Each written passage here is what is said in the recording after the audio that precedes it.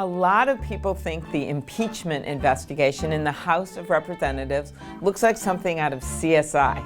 You can't outrun this. Not true. Or they think the impeachment trial that could happen in the Senate will look something like Judge Judy's courtroom. There's only one ringmaster here, that's me. Also not true.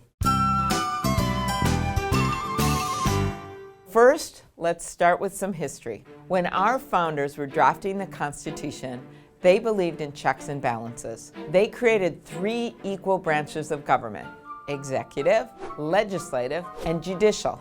And in the Constitution, the founders gave Congress the power to impeach the president and other officials for treason, bribery, or other high crimes and misdemeanors. Now that's a pretty broad category, but for Alexander Hamilton, who was there from the beginning, impeachment was meant to hold officials accountable for, quote, a violation of some public trust.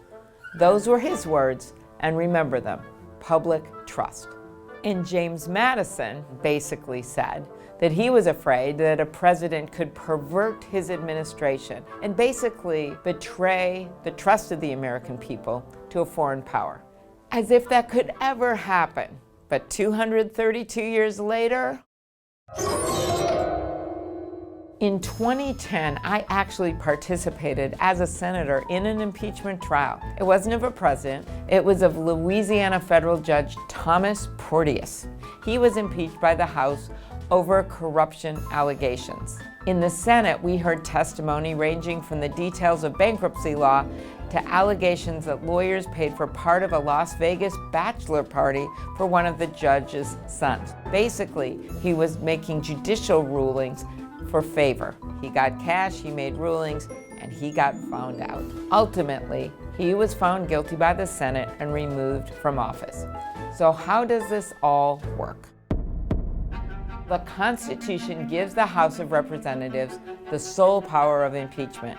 It doesn't go into more detail than that, but traditionally a congressional committee conducts an investigation. In this case, it's been the House Intelligence Committee, and then shares its findings with the House Judiciary Committee. The House Judiciary Committee will then hold its own hearings and ultimately vote on articles of impeachment. That's what Judge Judy might call the charges.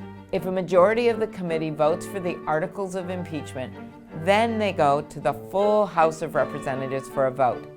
If a simple majority, that would be just over 50% of the House, votes in favor of even a single article of impeachment, then the president is officially impeached.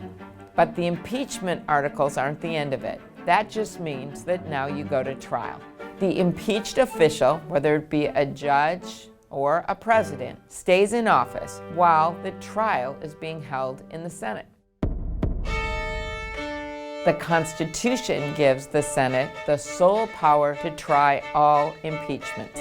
In the case of an impeachment trial, the Chief Justice of the Supreme Court, who is now Chief Justice John Roberts, presides over that trial. So what happens? Well, a committee of members of the House of Representatives, they're called the managers, act as prosecutors before the Senate.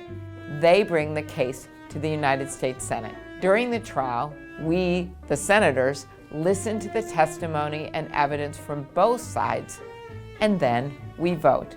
The Constitution requires that at least 2/3 of the senators that are present, 67 senators out of the 100 senators, they must vote to convict in order to get a conviction. And then if the president is convicted, he or she is then removed from office. The Senate may also vote to further punish a person by barring them from holding future federal office.